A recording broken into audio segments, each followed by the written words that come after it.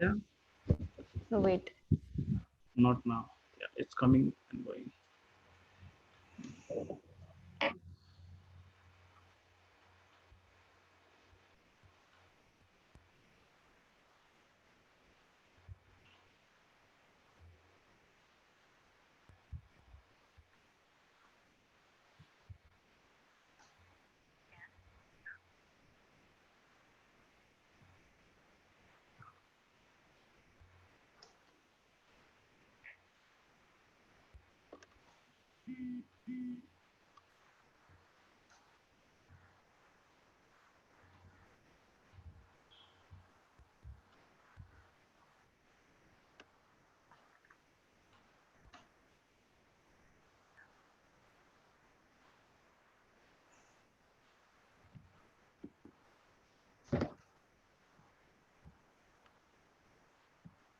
I think we can begin now. Okay, so wait. Can you see me? Yeah. Is it only that you and me can see each other? Yes, sir. We have asked the other participants to not turn on their videos. Okay. Okay, guys, so we are beginning with the webinar. Hello and good evening to everyone present here, and welcome back to all my viewers for this session. I am Malika Gupta, the Secretary of Marketing and Sponsorship, AMSA India, and I welcome all of you back to the AMSA webinar series, Demystifying Residency, The Path Ahead. And we have the second webinar session today, which is Overview of Residency in the US. So once again, before we begin with this session, I would like to discuss some general pointers with you all, which include, first of all, please keep yourself muted the entire time to avoid any interruption in the meeting. Please do not turn on your video so that we can have a constant interaction with the speaker itself. Please do not chat with each other, even though it has been disabled for you. You can still chat with the host, that is me. And also, please do not share your screen anytime. Thank you.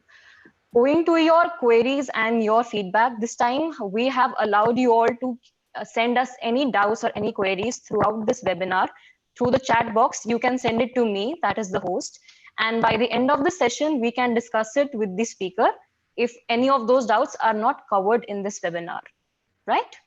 So now coming back to the main session, hoping to keep you all engaged and hoping to learn something new in this webinar as well. I would like to take this initiative to again welcome our speaker, Mr. Abhishek Bavdankar. Thank you so much, sir, for again taking out time to solve our queries yet again. Mr. Abhishek is the national head of Kaplan Logic Quest in India, which is the premier most institute for USMLE preparation and guidance for for US residency, and he has guided more than 1,000 students for a good career and their dream for residency in US. So let's move forward to the webinar itself. Thank you, Mr. Abhishek, and I would like to notify you that all our members and students had sent again many questions and doubts they had for you and they had in their mind regarding USMLE, the residency, how to do it, and all their other questions. And we would like to say that our team has meticulously compiled it all, and we would now like to present those questions before you so that you can share some of your knowledge with us. Okay, so Mr. Abhishek, let us begin with this session. And my first question to you will be that I request you that could you provide us with a brief overview or a general introduction to today's topic? That is, what exactly do you mean by residency in US? Thanks, Malika, for having me here. So, hello all. Since you all know this session for the day, the topic is demystifying residency in the US. So, many times we still receive inquiries and queries like, what is a residency? Or after I complete my PG in the US, do I still have to do residency? Let me clarify, guys. This residency equals PG, PG equals residency. Both are the same terminology. So what we call PG or post graduation in India or any other part of the world, the US guys call it as residency in the US. So after you've completed your basic, bachelor's degree in medicine. Hello? Hello, can you hear me? Hello? Can you hear me, sir? Yeah, I can. I can. Can you hear me?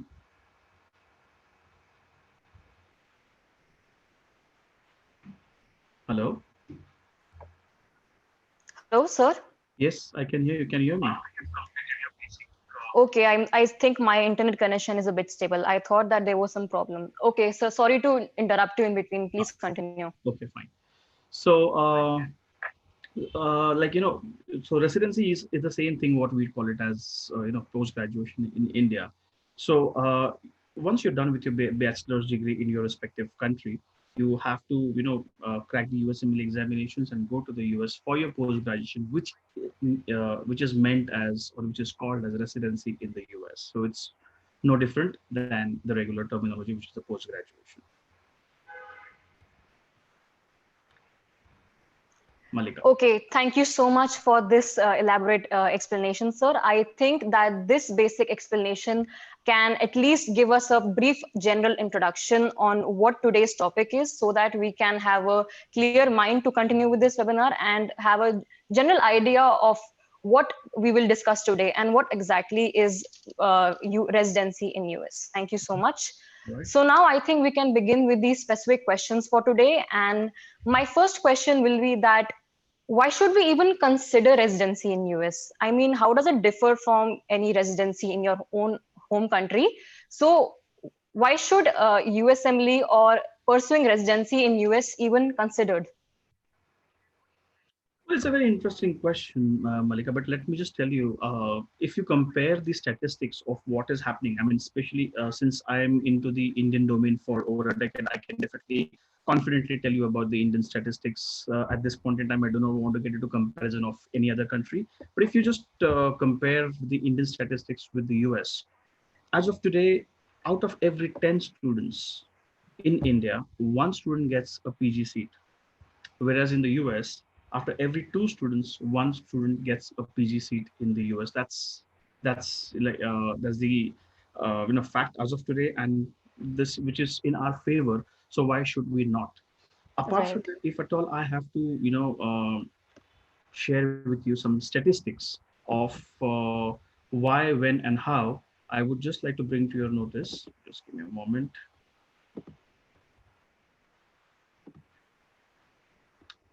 Can you see this? Yes, we can. Right. So now these are the reasons why you should consider US as a destination for your residency.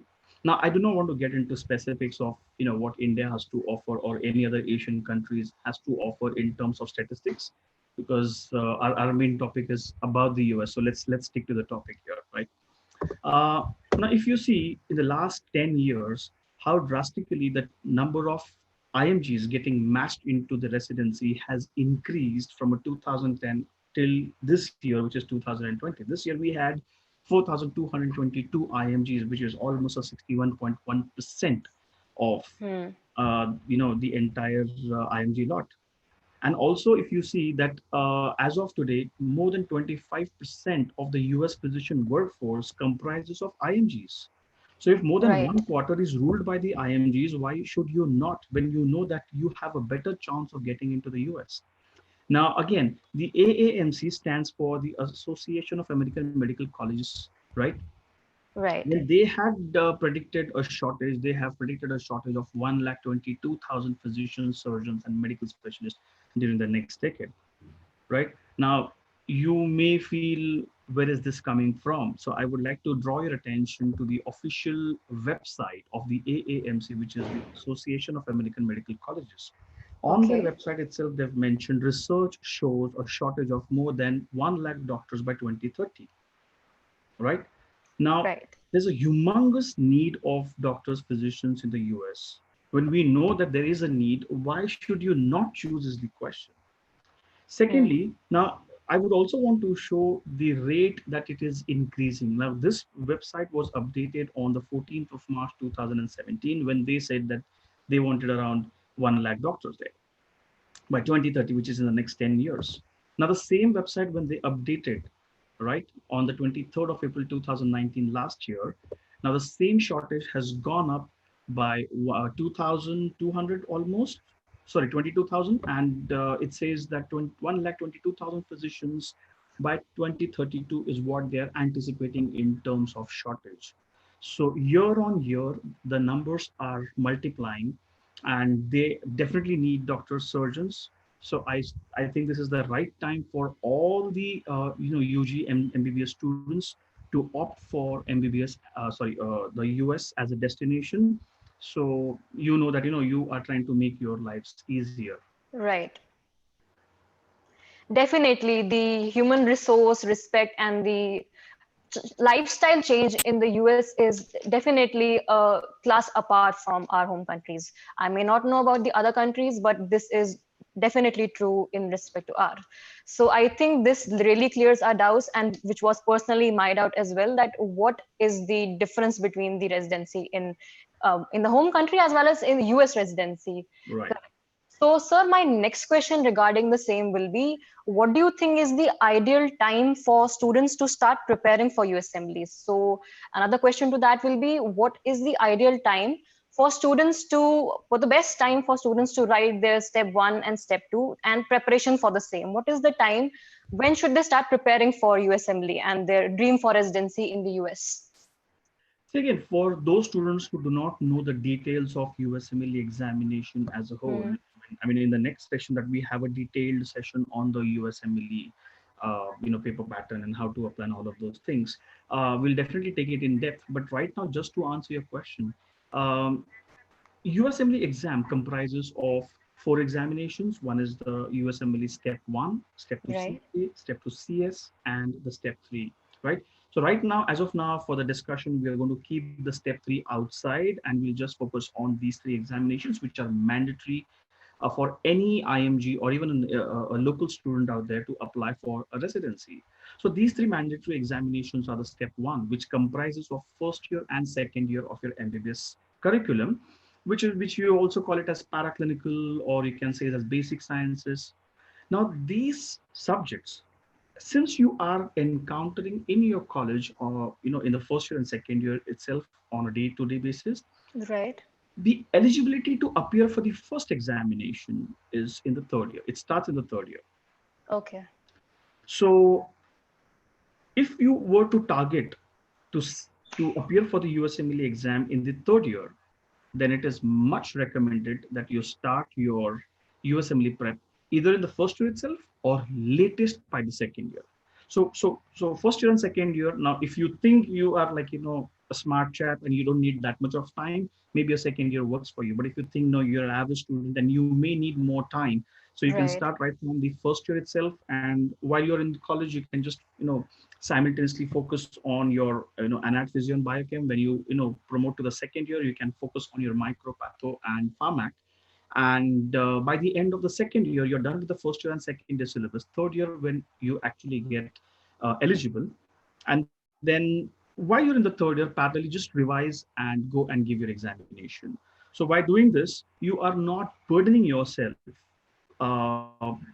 separately on the USMLE and separately on your MBBS academics as well.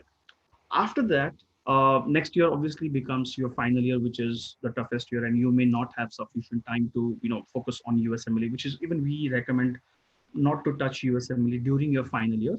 But the Right. day you're in the internship year, that day itself, you can start with your step to CK preparation, which should take not more than about 4 to 5 months, and thereafter quickly wrap up with your step to CS examination, which takes not more than a month. Right. Now, since you're in the US, you are giving your step to CS examination while you come back, finish with your clinical rotations, and you're back to your country. Once you're back, you resume your internship, and parallelly you send across your applications to the US universities. So if you follow this rhythm, I guess that's the best, you know, uh, timeline for you is what I would say. Now, at the moment, there could be a different set of audience who could already be into the internship year. They could be graduates by Right. now. So there is a different plan of action for them. But maybe we can, get into the details in the next seminar, which is all about the USMLE and the right time and all of those things. Definitely, sir. Okay? So I think Sir cleared our question for that matter, because what Sir meant to say is definitely that if you want to clear USMLE, if you want to go for residency in US, I think we all have to make our mind from the first year, first day itself, so that we know how to prepare for it, and so that we can at least focus on the subjects in our first year, and we can simultaneously prepare for USMLE strategically as well, right? Thank you, sir. So I think we can move on to our next question in that matter. Mm-hmm. So many international medical students, as well as many of our members, including myself, are in a bewilderment about how much score is considered to be a safe score to get our dream residency in US. So in that matter, many students have sent this common query that what can be considered as a good score or a safe score for us to apply for in the steps of USMLE, and what is known as the cutoff score with respect to the residency courses. So as a good score or a safe score, which we can say for our dream residency program. Right. So I have two things here. Before I could answer, I would just want you guys to, have a quick look at this chart, which talks about specialty and the average step one and step two CK scores respectively, right? So this should give you a basic idea of which leading specialties need what kind of an average step one and step two CK scores, right? So Malika, Right. this should answer your question of what are the specialties and cutoff like. But before, The cutoffs for specific residency programs, yes, right? but I would want to clarify one more thing here. When I'm using the word cutoff, right? Let's not be, too local by using the terminology as cutoff. But I Right. would to clarify here, these scores which are mentioned on your screen are the average scores, right? Okay. So for anesthesia, last year the average scores were 241 in step one and 248 in step two CK. Now, since these are average of all the programs, universities, hospitals, average of the IMGs and the non-US IMGs as well, right? So don't get fooled by the scores which are there on your screen. Otherwise, you might think, Okay. okay, fine, 244 surgery, woohoo, I'm just going to get a surgery seat. So that's not going to happen, right? But if I have to, Right. further, fine tune the entire chart, um, all I can say is, like, you asked me what's a safe score. So at any given point in time, I would want a student to have a minimum of a 240. I repeat, it's a 240, 240 in a step one, and the same 240 in a step two CK as well, Okay. right? So that, just park that figure as a safe score. Now, if I have to get into the nitty-gritties, I would blindly say internal medicine, family medicine, pediatrics, and psychiatry. If you aim for about a 240 each, you're good to go. If you're looking out for a mid-tier specialty like maybe an OBGYN, radio, neuro, anesthesia, maybe you should target for about 250, 255 plus kind of a score. If you're aiming Okay. at a general surgery, you need to target at about a 260 kind of a score. Neurosurgery, about a 265 kind of a score. And if you're looking at plastic surgery, maybe a 270 plus kind of a score, right? Okay. So if you remember these scores and then you can just align your specialty according to the scores which I had mentioned, I guess you should be in a safe position when it comes to the scores. Okay. So I think this is a very elaborate chart from your side, I must say, sir, because I personally took a screenshot of this thing, and I recommend all the viewers to do the same as well. That you guys should take a screenshot or note it down somewhere, because it gives you an average score of what exactly should you have, not aim for, but an average score. So I think we should have a clear cut idea in our mind that what specific course in residency we are applying for. So for example, if I am aiming for plastic surgery, while I only have a score like 220, I should like work harder next time, or like take my dreams down to another level of maybe psychiatry. So I think we need to have a clear cut idea in our mind that if we are trying for this course, we need to aim for this level, this cutoff as well. So thank you, sir. So, and onto that question, I would like to ask that this was a common question again for many of our viewers, that do you know any international medical graduate that is an IMG friendly residency programs there in US? Well, again, the basic ones, see, the lower your scores, lower the ranks, that becomes your IMG friendly specialties, because every country would want to secure, the best specialties with them. Because let's say you go to the US, you do your surgery and you come back, that the residency is free. You don't have to pay them anything, and you come Right. back to your country. What has US gained out of you? Right? So, which is why every Mm. country would want to retain the best specialties with them. And of course, if there's some excess, they will certainly give to the international students. which is why now last session also we spoke about, like, specialties like internal medicine and all. There are, like, thousands of seats. So despite securing the minimum number of MD doctors out there, there are a lot of seats which are still available, which is why then, when they give out to the IMGs, it then becomes a easy cakewalk as compared to the tough specialties when they give out those seats. So maybe this chart can talk about, I've just tried to segregate only for your clear understanding. So family medicine, it being green, so that's one of the easiest IMG friendly, I would say, that you would be able to get in. Next is the internal medicine, that is equally an IMG friendly specialty. You can also aim at a non-clinical, which is a pathology, or if you're still interested in clinicals itself, maybe you can stick around to pediatrics and psychiatry respectively. So these specialties would give you a better chance of getting into the US residency if your scores and your profile is an average one. But if you Okay. think that you've excelled well, you've got a 255, 260 plus kind of a score, and if you really have that aim and dream, maybe you can try for anesthesia, which is a mid-tier. You can try for emergency medicine, which is equally mid-tier, neuro and OBGYN, which are equally treated as mid-tier specialties. Then the top one will be general surgery, which we spoke about last time. So that's how it keeps on increasing. So you can now, based on this chart, aim at green, yellow, and red, and then based on your entire profile, you can then take a call. Okay, sir. So this gives us a very clear view of what exactly my question was. So the IMG friendly, or what exactly in layman language will be for an average profile. I think we can aim for subjects such as family medicine, pathology for a non-clinical branch, pediatric psychiatry, as well as internal medicine. That's right. Thank you.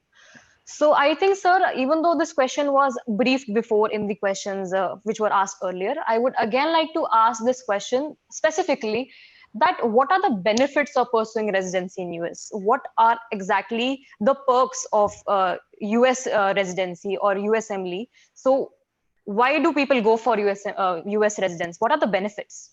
So this is exactly what I was trying to explain in the last session also. Like, when you're aiming at a particular country or a destination, try to read and study the history, try to understand the future, and also see where do you fit in, in both these aspects. So if you see on your screen, so there's a specialty wise, all the branches which are mentioned over here. The average US median scores, now these are average of 1 and CK both put together, so you may or you may not want to, consider that. You also need to know and understand that if you are really aiming at one, but you do not have the patience, then possibly that could be one of the reasons should you opt for it or not. Like, for example, neurosurgery takes about 6 years. Do you have the patience? Then yes, definitely go in for it. And then, you also understand how many years of after pumping in how many years into that particular residency. After the end of the residency, when you start working, when you start earning, what is the average salary range, which is given on the extreme right of your screen? But to earn this, how many hours per week does that doctor, surgeon, or physician works? Now compare these working hours with the Indian working hours. Compare this salary with the Indian salary. Then you know which is a good side, which is a green side, and would you want to take or opt for it or not? I guess this should give you a better idea. Right, sir. So I think if we can compare these with the Indian salary as well as the Indian working hours, there is a very, very high difference in between, right? Absolutely. Now, this is more magnified vision or view of different specialties, or small specialties which are mentioned out here, and that really talks about what you take home. Now, all the figures out here are mentioned in dollars. That too is a triple digit dollar, right? I'm pretty sure most of you at this point in time, back of your mind must be thinking, okay, fine, $501,000 multiply 75 rupees. So that's the obvious thing which everyone comes up with. So just for the sake of your convenience, I have just tried to translate that into the Indian rupees. Not everything, but just a few for your information and a quick grasping of the figures. Now look at the figures here. The bare minimum pediatrics. and in internal medicine starts at about a crore point five approximately annually.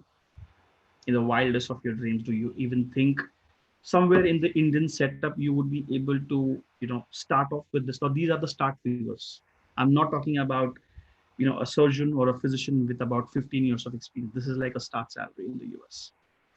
So if you want to see the total amount of time that a doctor is going to invest in India, and the same amount of time, at the same time, another doctor investing in the US, look at the output.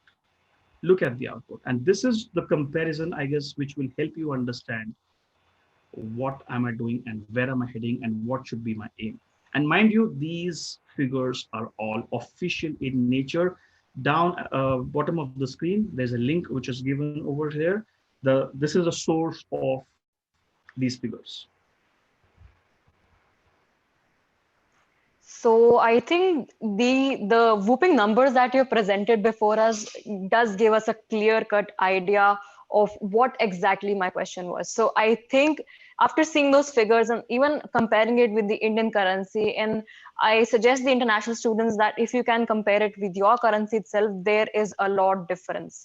So, and as sir just mentioned, this is just the starting salary. So there is a lot of difference with the working hours as well as the pay, your deserved pay that you get. Please note the starting salary as mentioned by sir. So I think this really satisfies us as the answer of the question, right? Correct. So sir, my next question, I would like to read it out because this is one of our members who asked that studying abroad has always been my dream. And I plan to study abroad 6 years after graduation and work there permanently. It is difficult to be accepted, but it's even more difficult to get a scholarship. It will be great if you suggest me about how to get financial support from these countries since I surely cannot afford the tuition fees. So, sir, in this question, the sub question will be that how much approximately do you think is the cost of these residency programs while they're in US? And if you are aware of any scholarship programs which can financially aid our students as well as the viewers who are here. Well, I'm sure most of you may be aware that there's no concept of tuition fees in the US, right? So Okay. the PG education in the US is 100% free. It is 100% sponsored by the federal government of US. So you Okay. are already on a scholarship field, right? Any student who Okay. gets in does not pay anything. Rather, you start earning the stipends, right? And the stipends are about, say, 60 to $65,000 per annum. Just divided that by 12, so about $5,000 per month is what you earn towards your stipends. And you, as I said, you're eligible right from day one of your residency.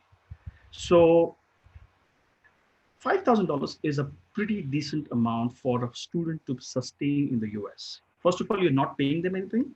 Right. On top of that, you're earning $5,000 per month. Now, let's take an example.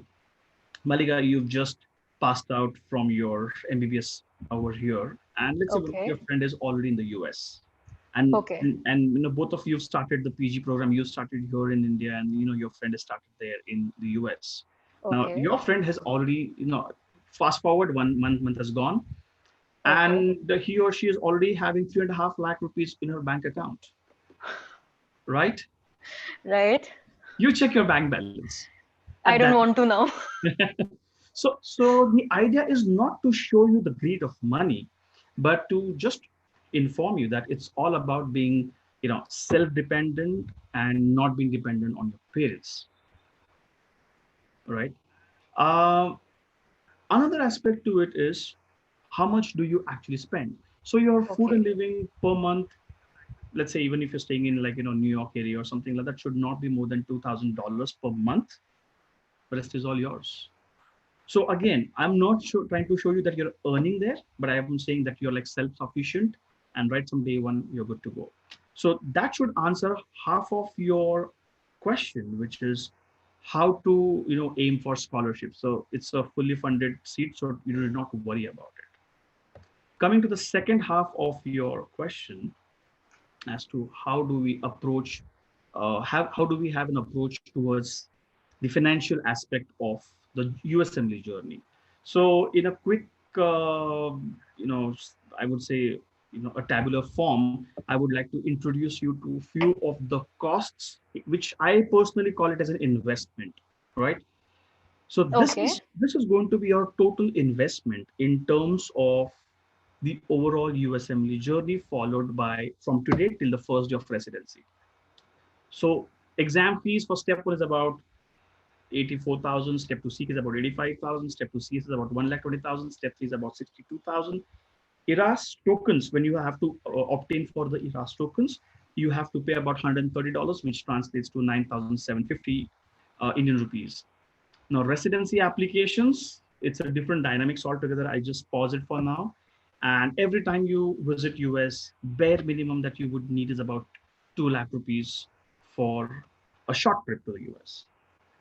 Now, last session, we spoke about the clerkships and all the ships and electives and stuff like that. So, on an average per month, it should cost you about uh, 3 odd lakhs, including your Okay. stay cost, including your stay cost. Okay. So it ranges about $1,500, 2,500. Few hospitals would charge you about $3,500, right until $5,000 to $6,000 for a month. Right now, we are not going to aim for like the expensive ones, but neither are we going to look at the cheap ones. Even if I take an average Yes. mediocre range of about $2,500 to $3,000 for a month, that should still round up to about 3 odd lakh rupees for a month. So this is just keeping in mind 1 month and one trip. So roughly around, if all the expenses put together, should cost you about 9.6 lakhs as an initial investment, is what I would say. I have not considered the coaching fees. So I Okay. don't know which student where he or she is going to land up, but on an average, it should cost you about 5 to 7 lakh rupees in terms of coaching. Even if I have to consider that amount, it's still about what 15 odd lakhs. And let's say you do about a month or two more of your US clinical experience, that should still round up to 20 lakh rupees. So 20 lakh rupees is going to be your total investment throughout your journey of USMLE and residency. I think that solves the second part of the question as well, sir. So while 20 lakh is not considered as a very less amount, because most of our students which ask this question specifically are not in the condition to pay. So I think 20 lakhs is not a small amount. But I think considering the long-term benefits of US residency, and considering that we get $5,000 per month in the while you are performing your residency in US, if we consider that in the long run, I think it is in the end it is beneficial for us to apply for residency in US, because this 20 lakhs can be this can be converted into a lot more benefit while we are pursuing a residency in US, as sir just explained. Because if we compare this starting fee in the as a resident there in US with the starting fee in our home countries, we can definitely find a lot contrast in that. Because I don't know about the because the it depends from college to college, but the stipend which we get in our home country is not at all comparable to the stipend which is gotten by the students who are there pursuing In the the residency in US. Yeah. US. Yeah. Definitely, yes, sir. And again, which is why I personally call it as an investment. I wouldn't say Right. it's like fees or something. Now, sometime back regarding the residency applications, also I was talking about it. The application cost itself may be about a lakh or so, and how is the amount derived, right? So I don't know. This very rarely you might see this kind of information handy anywhere, but Oh, I just thought since this may or may not be valid over here, or but then how do you pay? Like up to 10 programs that you apply to, you end up paying about $99. okay. Anything more than that, 11 to 20, you end up paying about $15 each, and then 21 to 30 is about $19 each, and 31 or more, it's about $26 each. But I mean, if you say you're applying for let's say 40 programs, does not mean 40 into 26. There are certain examples which are given over here. So I would just like to go through so you have a better understanding. So let's say you're applying for 30 emergency medicine programs. So Okay. 30 is what the first 10 programs is $99, which is a flat fee. And Okay. then $10, 10 institutions into $15 each. So that's about $150. And Hmm. then since we are getting into the third slab, which is the 21 to 30, which is 19, so you have to pay for the third slab as well, which is $19 multiply 10 programs. So 10, 10, and then the first 10 programs, which is 99. That's how they derive to $439, Okay. for that particular example. So you Okay. can just go through these examples if you want. You can just take a screenshot. If you're still not understood, you can send me an email or you can just contact me. I will explain it to you separately. But right now, this may or may not be relevant. But at some point in time, it will certainly be relevant. But I don't know whether we are going to meet then. So I thought since we are on the topic, I should just give and pass on this particular piece of information to you. Right, sir. I think this chart is very beneficial for our students who want to apply for programs there and who are very enthusiastic for applying for more than 10 or more than 20 programs. So I think I've taken a screenshot of this slide as well, right? So I think we can move on to our next question. So again, this question was asked right now in the chat box as well, and it was a common question by many students. So the question over here is it better to finish your PG in your home country and then try for fellowship or super specialty in the US? Or is it better to do residency as well as your super specialization in the US?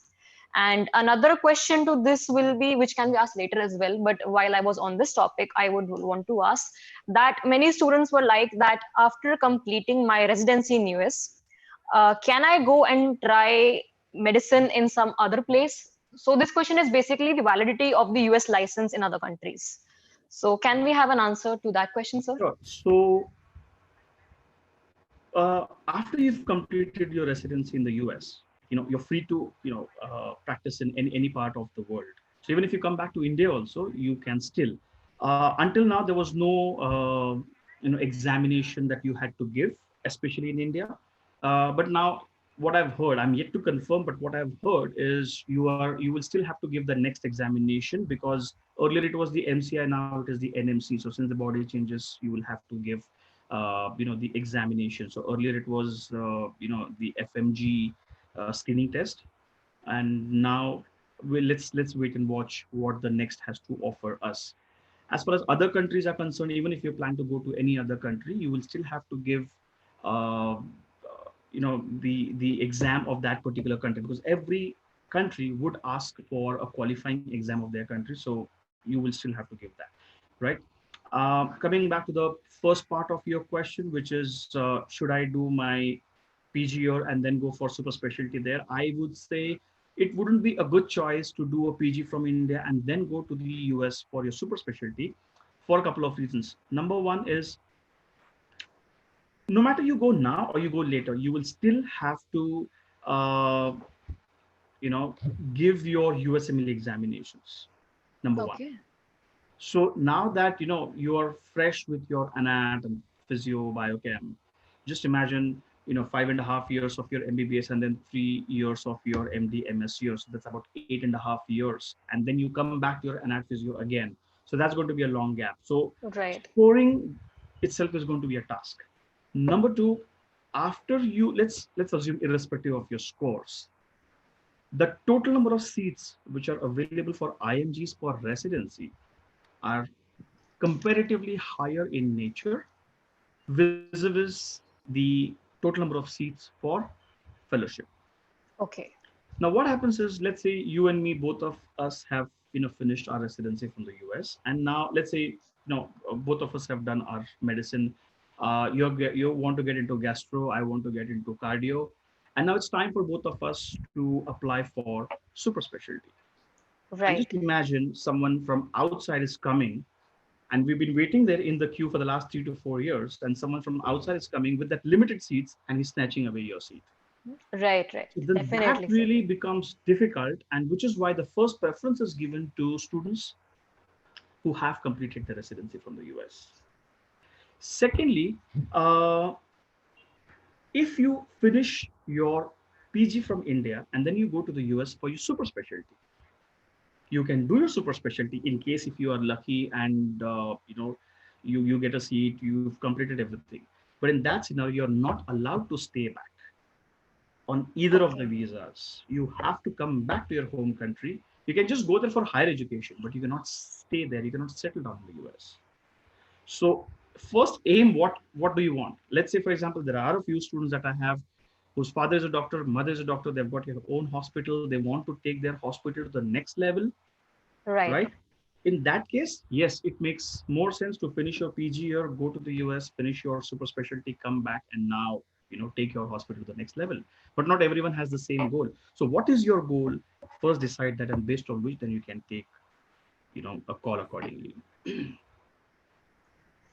So I think that solves our question that you recommend that we should try for USMLE after our graduation itself. So I think this is a good answer, because if you think about it ourselves, that many of our professors in our institute as well have done fellowship as well as super specialization from the US. But let us not forget the fact that the competition increases by every level. So while the competition for USMLE is high itself, the competition for super specialization will be super high in that respect. So I think while we are fresh with our knowledge with anatomy, physiology, pathology, as well as the clinical subjects, we should try for USMLE then and there. So I think that explains the question. So, sir, now And the one more thing, next question. sorry, one more thing. But one more thing is, like, if you, plan for residency, go to the US, finish your residency, then you have a choice whether you want to continue in the US or you want to come back. You can Right, exercise that particular option. But if you're going just for fellowship after completing your post graduation from your country, right. then you don't have a choice. You have to come back. We And then have to you come back. feel that, oh shit, I guess now I'm in a cool atmosphere. I need to be here. You're helpless. So is there an option for us to stay after fellowship, sir? No. Okay, so I think Which is we'll why have I to go for residency first. Okay, sir. So I think that solves our question. So now, sir, this question, owing to the popular demand from our previous webinar, and also some of our students who attended the webinar asked for more elaboration, and many of the viewers who are here today but weren't able to attend our previous webinar are again asking this question. I would like to read it out. Is that, sir, I would like to I'd like to request you to guide our viewers more about the activities which would account for a good CV again. So as sir explained previously, that volunteering efforts, some more conferences, research activities, as well as exchanges account for a good CV. So sir, again, I would like to ask you that how can you add into your resume so that's to make a powerful impact? Because as you explained earlier, that many even though you attain a good score, a good CV also accounts very much, because now if the USMLE goes from the score point to the pass and fail point, CV is gonna have a large impact. So how can we make our CV, how can we glorify CV so that it makes a powerful impact on the US programmers? So yeah, so after the last session that we had, even I don't know, somehow my emails were circulated, and I received a few emails on the same question, and I thought so. I was anticipating this question, so which is why I'm ready with the answer to it. So what I would say is, these are certain things. If you have on your CV, I guess you're good to go. I wouldn't say, like last time also we discussed, there's nothing called as a perfect CV, but Right. these CVs, these pointers on your CV is definitely going to help you, have all the expectations of the program director fulfilled. Definitely. So what are those? So first is, like, we discussed last time also and some time back also. When you go to the US and do your step two, you appear for your step two CSA examination. As it is, you're in the US, so stay back for about a couple of months more and Right. do your clinical rotations. So whatever stage you're graduate or student electives, clerkship accordingly, you try and finish the US clinical experience, you solicit the letters of recommendation, and then you can come back to India. So that saves your trip, that saves you money, that saves you time as well. While you're here during your MBBS, try and do some research, some projects, publications. You can of course try and apply for the STS program. And once everything is approved, the financials and everything is done, then you can approach the ICMR for the publication. So most of the colleges that I have visited, I know that there is a research cell in their respective medical College itself, right? schools. So you can just approach them for guidance, and I'm sure they will guide you perfectly for how do you go for publications as well. If any institution is offering you student exchange programs, please opt for those, try and volunteer for those. But again, sometime back, Malika, you just said 20 lakhs is a huge investment.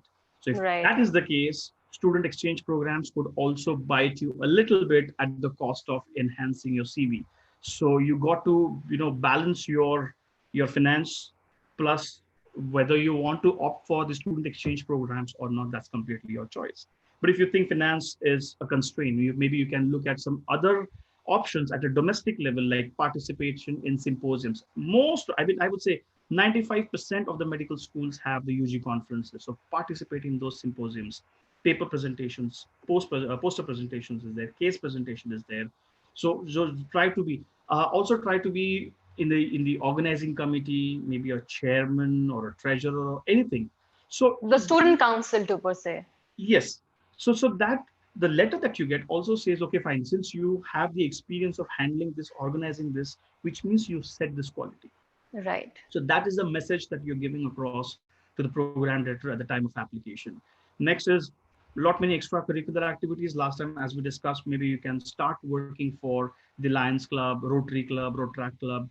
So these, extra voluntary things will also add to your service, voluntary service or community service, what we call it as, working for NGOs. Everything works. And even if you have some sports or any kind of theater, last time you mentioned about theater, add add to your CV. You never know, anything can work in your favor. So focus on these things. I guess you're in a good shape to go ahead and send across your application to the US program directors. Okay, sir. I think that this slide per se has the answers to this question as well as the answer to the previous webinar as well, that we need to participate more and more into all the exchange programs, have more publications, at least participate in the conferences which at least occur in your own college. We should apply for student council programs and more organization committees in our college, so that because it builds us leadership skills and qualities which can thus enhance our resume, right? Right. We could volunteer for organizations, we can volunteer into NGOs and approach more organizations and NGOs around you, and just keep on enhancing your sports skill as well. So sir, in this slide itself we are getting questions right now as well. Could you elaborate the clerkship and electives in USA, because that question is being asked again and again? Just a brief idea through this slide only. Well, I'll just run through the brief, but if those viewers who are looking out for elaborative answer, maybe you can just run through the previous recording of the session which we had about a couple of days back. You'll have a better detailed idea. But again, just to sum up, when you go to the US, you have to work in the US hospitals. Right. When you apply to the hospital in capacity of a student, that hands-on experience is called as an elective program. Okay. Let's say for some reason you've graduated and now you want to opt for a US experience. Again, as I said, most of the students are of an opinion that once you've graduated, you cannot touch the patient. I'm sorry, yes, there are still some opportunities and options available in the US where you can touch the patient, perform on the patient. That rotation is called as clerkship, because you get to touch the patient after the graduation, which is called as the clerkship program. And the third type is the observership, where you simply observe, you do not touch the patient, no matter you're a student or a graduate, and that's an observership program. But again, observership program, there's not much of an importance as compared. I wouldn't say it's a useless program, but when you compare with electives or clerkship, uh, observership is like quite diluted. So I would prefer you guys having hands-on experience, because a letter of recommendation would also say so. Right. And so we have a question here as well. That's, you just mentioned student exchange programs. Mm-hmm. So while many of I've seen many of my friends who are appearing for USMLE, or many of those who are pursuing residency in the US have always opted for the exchanges. They've gone to US or even certain other countries for exchange programs for experience there in the country. So while you just said that observership does not account that much with respect to clerkship or hands-on experience, would a virtual exchange with the countries have the same impact as a student exchange program? Yes, kind of. Again, when you compare, yes, it would definitely be diluted. But as an initiative, as an extracurricular, as an activity, when you're mentioning that and when you're again supporting that with a document with like a certificate or a letter, it will certainly add. Again, the degree would be less, but it will certainly add. Right. Okay, sir. Thank you, Stofir. I guess this question is very well answered right now. So I think we can move on to our next question over here, which is, so sir, I think, which is not in par with this question, which is not in relation to this question. So the next question from my side will be that, can you please tell us in detail the specialities which we can directly apply to, and which degrees, the super specialties as well, the specialties which the IMGs can directly apply for, sorry. Well, again, it's a very exhaustive list. At this stage, the best way to answer would be just go to nrmp.org and on the website, on the home page, there's a tab on the right top which says data and reports. Click that, download that. I guess it's about 130 plus pages of a PDF. So in the first 8 to 10 pages of that report, you will have all the specialties, IMG wise, US IMG wise, percentage wise, number wise. It's a very exhaustive, list. And I'm sorry, Malika. I mean, I don't think I'll be able to answer unless you have a chart kind of a thing in front of you. Right. So maybe before we exit, I will, if you want, I can just show you through the browser. I'll just share my screen and show you where will you able to find that particular report. So I think we can take this question in the end. Yes. So moving forward, another question with this thing itself, with this question, the previous question itself was that, what is the duration of each course in your residency in US? While you have already told us in one of your previous slides where you had mentioned the salaries you get as well, that like courses such as neurology take 6 years as such. So can you give us another idea on what is the exact duration of each course there in the US? So is it comparable to here in India? I'm sorry? Is it comparable to your home country, or are the courses duration varying with respect to the course? What is the duration? Well, when it comes to India, everything is a flat 3-year program. You know it. MD is a flat 3-year program. MS is a flat 3-year program, irrespective of what specialty. But in the US, if you're planning for family medicine, internal medicine, pediatrics, and psychiatry, you need to spend 3 years each. Okay. If you're looking out for a mid-tier, like OBGYN, radio, neuro, anesthesia, you need to spend 4 years each. You're looking out for a general surgery, you spend 5 years. Dermat is again 4 years. General surgery is 5 years. Neurosurgery is 6 years. And if you're looking out for a fellowship program as well, so like 3 years of internal medicine, 2 years of cardiology. So that makes it 5 years. Or if you're looking at ortho, maybe 5 years of general surgery plus few programs would be, most of them would be like 2 years of ortho. So that makes it about a 7 years program. So again, boiling down to the same point, do you have the patience to invest 7 years of your life? But when you're investing, before you invest, I strongly urge and recommend all the students, do not take these 7 years as a study period. It will demotivate you badly. Take it as an employment period. Take it as an earning period. Take it as learn and earn period. Definitely. It will motivate you, and at the end of the 7 years, you're one of the best surgeons that a country can see. Right, sir. So I think this, with this, I have finished my set of questions which my team had compiled. So I think in this webinar itself, we had opened to our viewers the option of them typing out their questions and doubts to me in the chat box. So I think if you are up for it, sir, can we look at those questions now? Sure. Okay, sir. So while I'm getting very generalized questions, but I would like to now ask you that this question itself, the duration of the course. There is a student from India who's asking that for cardiology specialty, how many years would it take, and what is the average score itself for uh, having a good cutoff, the cutoff score for you to apply for a Again, as I cardiology said, cardiology is not a direct specialty. You will have to go through the internal internal medicine medicine? route. Okay. So 3 years of medicine and then 2 years of super specialty, which is your cardio. So again, ideally 240 is good, but if you're again looking out for some better opportunities, uh, I would still suggest about a 250 in this case. But again, it depends. Can I know the which year of medicine is the student studying in? I don't think that person has mentioned it. Never So mind. If the student is like let's say in the first year, second year, maximum in the third year, maybe the no, matter sir, because she by the has time he's going mentioned to it that apply. she is from final year. So for a final year student, what do you recommend here? Yeah, so if it's a final year and if you are dead sure that you're going to give the exam by or before the December of 2021, then Okay. you will have a triple digit score. In that case, you should aim at about a 250, which is a decent score. I mean, 240 is equally safe, but I don't want to take a chance in your case.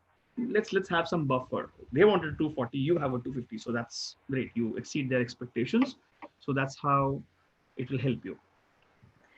Right. So I think this solves not only her question, but it also solves the question for a lot of our viewers Mhm. that you should apply for a specialty like cardiology, which is not a direct specialty. We have to go through internal medicine first, and then we can apply for it as a super specialty there in the US. Okay, sir. So we have another question in our chat box, which says that, hi, I wanted to ask that what other ways can I build my CV? So she says that in her institution or in her college, they don't have a really working student body or any student government which is working, and do not really offer some extracurricular activities, and Mhm. much less they have don't even have any working organizations around them.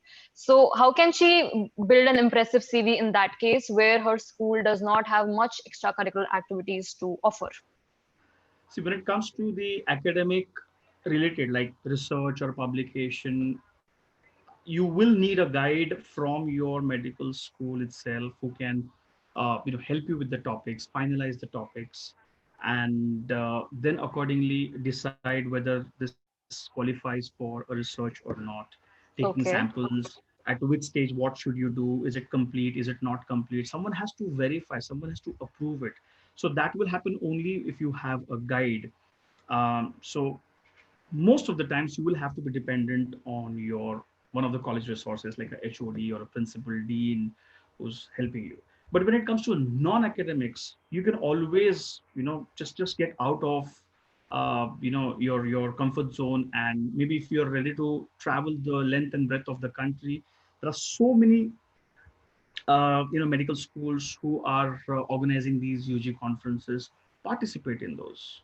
Like volunteering for someone or working for an NGO. I don't think anyone is needed for you to handhold you through these things. So just look out for opportunities. Google out for some options, and you should be in a good shape to work on those areas and have your letters or certificates handy with you. So that way you'll be able to enhance your CV. Okay, sir. So, sir, something which is unrelated to what you just explained, there is another question. Like, as you said, that if you're applying for a fellowship in the US, but you cannot stay there. After the fellowship, you have to go back to your home country, right? Yeah. So, this student wants to ask that is there any way for you to stay in the US even after fellowship? Like, you can extend your visa, or do you have to give another exam after that? No, you will have to repeat the question. Sir, you explained that after your fellowship in the US, so this person has done the PG from their home country and they Hmm. applied for fellowship in the US. Hmm. So as you said that for a person who is doing the fellowship, they will have to go back to their home country eventually. Right, But right. let's say I'm the one who's doing the fellowship in the US, but now I want to stay in the US, considering the facilities which I'm getting here. So, is there any way for me to continue staying here? Will I have to give another exam, or can I just work by extending the visa? Which visa? That's the question. That's the question. It's not easy to stay back, which is why I'm saying if you want a peaceful life, go for a residency. And in that also, there are two categories, a J category and a H category. Now, if you are planning to go to the US on a residency, right now the question is about fellowship and residency. So fellowship is a complete no-no. Let's forget fellowship if you're aiming at staying in the US. But if you're Okay. aiming, let's say you make up your mind somehow and you want to now go to the US for residency. Okay. In residency also there are two types, the H and the J. So the J residency is when the programs out there, hospitals out there will offer you or sponsor your J1 visa, which is your student visa. And the other type of visa is your H1 visa, which is your work permit visa. If you are on a H1 doing your residency, fast forward, your residency is completed and you still wish to stay back. Yes, it is possible. But if you're on a J visa, then you will have to come back because you're already on a student visa and then your role in the US has ceased to be a student. So you have no reason to stay back. You will again have to come back, which is why you have to plan things in advance. Am I planning to stay back? Am I coming back? Am I going for residency? Am I going for fellowship? And then we start planning. And if you're planning for staying in the US on a H1 visa, you will still need to give a step 3 examination first, which enables you to apply for the same residency, but on a H1B work permit visa. Okay. So I think this answers our question. So for those people who plan to stay in the US even after their super specialization, should try for their residency in US as well. And in case you're planning to stay in the US after your fellowship, so there are certain guidelines which you have to follow and which cannot be done by only having a visa extended. So another If you question. are on one second, if you are on a J1 visa, Okay. in the meanwhile, let's say you get married to a citizen out there, Okay, right. do not expect that you will get citizenship, waiver when it comes to the J1. In that scenario, you will still have to come back to your home country, spend 2 years in your home country, and then you're free to do whatever you want. So that is really crucial. I mean, we can talk about the J1 waivership program and all of those in the USMLE sessions, but right now it's only for information. Okay, sir. So I think we are getting a lot of questions on CV itself. So there is another question saying that it was passed that the USMLE again failed pass system instead of the scoring system. So this Mhm. student says that how will the applicants be compared in the new pass fail system apart from CV? That, for example, if a person with a score of 195 and a really good CV with respect to a person with 240 plus score and average CV, a mediocre CV, applying for the same residency program. Now, which of these applicant is supposed to get selected? I think it's a very good question. Again, after 2022, when it becomes a pass fail, all right, when it becomes a pass fail, does it really matter if you're a 240 pass or a 194 pass? Pass is Mm, still a pass, right? right. What the program director will see is, okay, fine, he's passed, finish, end of the story. Let's jump to the next level or a parameter, which is your step to CK. Now let's talk what's your step to CK. Again, someone may have a 260, someone may have a 240. Again, it's a clear cut indication out there. So 240 would definitely be a second priority, or maybe he may be out, or whatever it is. So that would be the second parameter. CS obviously is pass and fail, so that is quite evident. And then my next focus automatically is shifted directly on the CV. Who's done what? So this way is the program directors would look, irrespective what score you've passed, because it's a pass at the end of the day. Right. So I think we have a pretty good answer here that after the pass fail system, once you are passed, you are considered passed, whether you have 240, whether you have 190. So it is considered passed. So your Otherwise, it will impact will, dilute the step pass fail system. If right. I'm still So supposed to look at a 260 or a 194, what's the use of a pass and fail? exactly. So this is the so the pass and fail system says itself that it is not supposed to be judged on the basis of your score, but on the basis did you pass the exam or did you not pass the exam. Correct. So definitely the entire impact goes to your CV. So what activities you have done, what organization you've joined, what extracurricular you've done in that case. So I think to that again, as explained in the previous session, you need to build up on your CV, join more organization, join AMSA itself again. Hey, hey. So I think that explains our question. So, Yeah, sir, I think we AMSA is equally it's a good option for students to join in, because what I know AMSA, they do a lot of activities, and I'm sure AMSA must be giving them some certificates and recognition that really right. adds value to your CV as well. Definitely, sir. So I think we should come to the end of the session now that we have almost covered an hour and we have answered almost all the questions. So to all the students who questions are not answered, I'm very sorry due to the time constraint, we are unable to answer your questions. But we will be giving you the contact information of our speaker, Mr. Abhishek here, as well as the Right on contact the screen. information which is over there itself. Please take a screenshot of this. I'm very sorry. And you always have the contact of our team as well. So please feel free to contact us. So, sir, can you please show us that slide which had directly the courses which can apply for if it is comfortable for you? These you said that in the end we could have the website if you could show us the NRMP website for the Oh yeah, courses which we can directly apply for. right. Just give me a moment.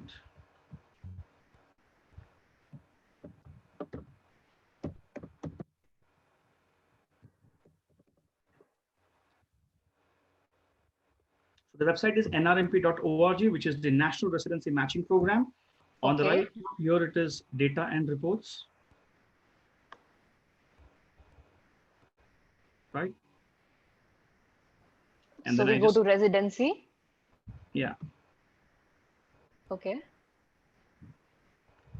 right. And the first point, which is results and data 2020 main residency match, it is about 128 pages. I was close. I said about 130, so I was close. So just click on this and a PDF would be automatically shown. You can just download this PDF and keep with you for all future references. I mean, this keeps on updating year on year based on the results. Next year you'll have a 21 result, etc. But that's how it works.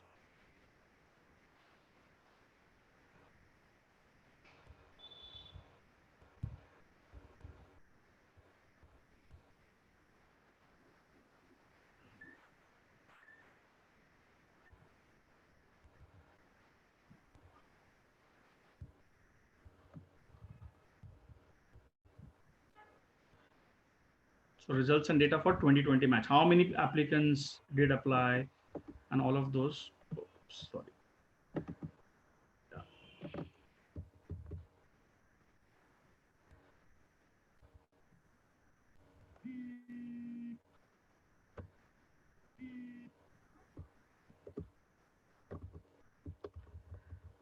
So as I said, it's an exhaustive list, as you can see on your screen. Right. So this is again PGY1 positions, number of programs, positions offered, unfilled programs. Unfilled as in they did not get the right candidate, so they thought I would let it go, but not give it to you because you do not deserve, so on and so forth. So yeah. So number of applicants, then you have number of matches, percentage, positions ranked, seniors, juniors, first year position, second year position, all of that is given over here. So it's a huge list. Please go through it. I'm sure you'll have a better idea about this. Just scroll Right. down. You So will also have in table 2 or 3, if I'm not wrong, you will also have IMG data over here. Yeah. So non-US IMGs and US IMGs. So for anesthesia, for example, 78 people got through in 2020, 58 were US IMGs and 78 were non-US. non-US IMGs.